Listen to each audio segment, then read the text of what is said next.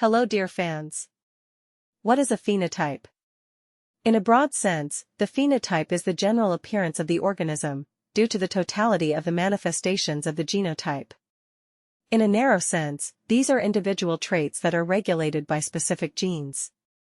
A phenotype is a set of characteristics that are inherent in an individual at a certain stage of his development.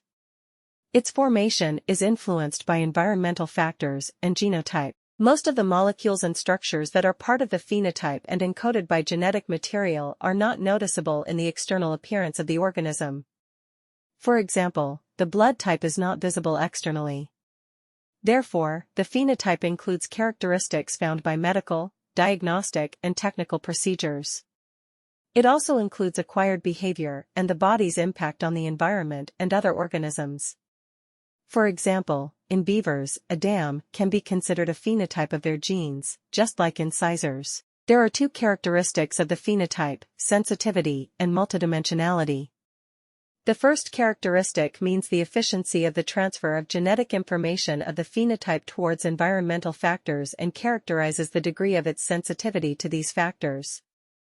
The second characteristic means the number of directions for carrying out genetic information and characterizes the number of environmental factors to which it is sensitive. These characteristics affect his wealth. The more multidimensional and sensitive he is, the richer he is.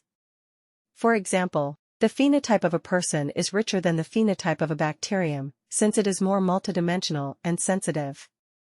It depends on what factors, such as the genotype, the external environment and random changes, mutations. If the share of the influence of one factor on the characteristic of the phenotype is greater, then the share of the influence of other factors is correspondingly less. For example, eye color is determined by genotype, and twins can vary in height and weight due to the influence of environmental factors. Various phenotypes are present in nature. This is a prerequisite for evolution and natural selection. For example, in the forest the pines are slender and tall, and in the field they are spreading. Thanks for watching.